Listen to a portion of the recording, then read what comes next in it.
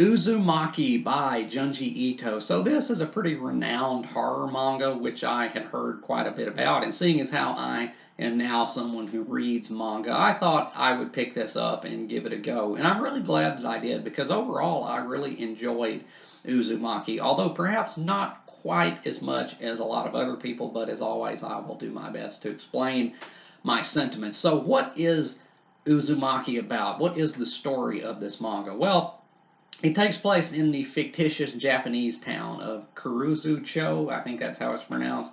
And this town seems to be cursed by spirals. Spirals seem to be popping up everywhere in nature, in unnatural places as well, and things seem to be spiraling out of hand. Now, our main characters are one, Kiri Goshima, who is a high school girl, and her boyfriend, Shuichi Saito, and they kind of have to navigate the increasing spiral pitfalls of living in this cursed town as things, like I said, continue to spiral out of hand and some really weird stuff starts going down, and then eventually the town gets um, cut off from the rest of the world and it gets increasingly freaky. Now, that's, basically all I want to say on the plot because there's a lot that happens in it.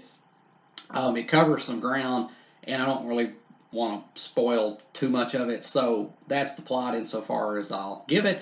So let's talk about the ins and outs of the work. Normally I would talk about writing, but in this case, this being an illustrated work, I will talk about the artwork. And the artwork in Uzumaki was really good, I thought. And it's not illustrated in that typical manga style. I mean, it doesn't have that typical Japanese, like anime style of illustration with like the oversized eyes or oversized other body parts, if you know what I mean. No, it's kind of, it feels more Western in its art style. It really does. It feels like something you'd read, something you'd see kind of more in like an American comic, the character designs and everything. So yeah, I really liked the artwork, and oh my goodness, this book gets grotesque at times. It really does. Um, this is a work of both cosmic horror in the vein of like H.P. Lovecraft, but also of David Cronenberg style body horror. And wow, does Junji Ito get some miles out of the body horror in Uzumaki. There are some illustrations in this of the human body being contorted in ways that the human body was never meant to be contorted, and it kind of stays with you. Like, this book has some really striking and grotesque and macabre imagery to it, and I loved it. It was really effective, and it really does, like I said, kind of stick with you. So the artwork, no complaints. I love the artwork. I will say that overall, it's in black and white, although there were brief portions in it that were in color, which I don't really know what the significance was, why certain parts, like a couple of pages here and there, were in color, but overall it's in black and white. I don't know, that just kind of threw me. But now let's talk about the characters. Now, the characters in Uzumaki were the weak spot, I thought. To put it bluntly, the characters in this book I don't think were very good. They were very, very bland. They had hardly any real personality to them, and they felt just like vehicles for this story to happen to rather than fully fleshed out people who just happened to get caught up in this story. Kiri, our main protagonist, is kind of just the most bland and vanilla protagonist ever. I don't even really know anything about her other than just she's a high school girl. It's pretty much the extent of her characterization. Like, there's no interiority to these characters. Like, it's very kind of, they're kind of more like props, I think, rather than like actual fully fleshed out characters, because they just don't have much personality. They don't have any desires or hopes or much of anything like that to them that can kind of give you a window into their minds. They kind of do just exist for the story to happen to, and that really was a weakness to this. I think characters in this I didn't think were very good. They're all kind of similar more or less in terms of depth, which is to say they don't really have much. So I gotta knock it for the characters. That there could have been a lot more put into these characters here. But now let's talk about the actual story overall.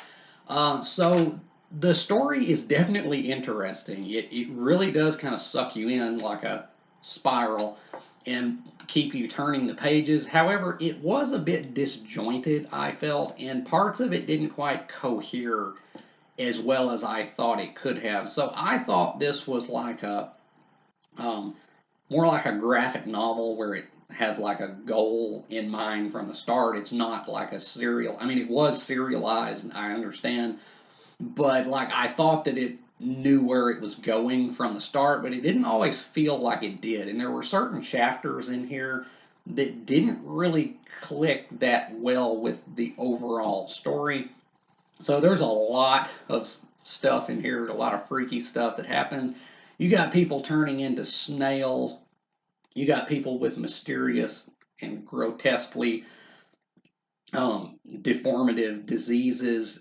It's there's a lot of again body horror imagery in this, but there were some chapters um, that just didn't really seem to connect all that much with the broader theme of the work and the broader story being told. It felt a little bit too episodic. It didn't feel like everything really was contributing to the same end goal. But overall, it is again quite interesting, if only because the artwork is occasionally so horrifying. But it did feel a little bit too disjointed at times, and also the story is very effective aesthetically in its use of spirals and the spiral pattern. But I thought it could have been deeper as well because this this the pattern of the spiral exists everywhere in nature. It does, from the shapes of galaxies to the shells of the nautilus to hurricanes and stuff, and this book pulls a lot of that in here, but it's really only concerned with the aesthetics of it and not with any of maybe the deeper, shall I say, philosophical implications of it. What I mean is, this book is, again, very effective in an imagistic way, but I thought it could have been a little bit more than it was and done a little bit more than it did with its central motif, with maybe a little touch more pontification to it. I will say, I thought it could have been a little bit more thoughtful and a little bit more contemplative, maybe, and maybe been just a tad bit deeper. But overall, this is a incredibly entertaining work, and I'm glad I read it. So, to rate Uzumaki by Junji Ito, I'm gonna give this a B minus. I think I am a good solid B minus. It's definitely entertaining. It definitely keeps you turning the pages. The artwork is incredibly striking at times. However, the characters were not very memorable, I thought. And also the story, parts of it were kind of felt separate from the rest of the broader narrative. And also, I thought it could have perhaps done just a little bit more with again, its central motif of the spiral. Although I will say the ending I didn't see coming. I don't want to spoil anything, but it did not end happily. I'll say that. And I didn't see that coming, so it kind of caught me off guard with how it wrapped up, and it was kind of ballsy in that regard. So I'll give it points for that. But yeah, overall, I think I'm just going to give Uzumaki a good B minus. Really enjoyed it. So Uzumaki by Junji Ito. Have you read Uzumaki? If you have, let me know down in the comments what you thought about it, whether you have agreed or disagreed with anything that I've said about it here today. And if you have not read Uzumaki, I could recommend this, especially if you're into kind of like Lovecraftian horror, very imagistic Lovecraftian horror, and have a taste for some really grotesque artwork. This will definitely do you, I think. But yeah, it's definitely a fun work. It really is. So yeah. And as always, if you have enjoyed anything you've seen or heard here today, remember to hit that like button and subscribe. I would really appreciate it. And until next time, peace.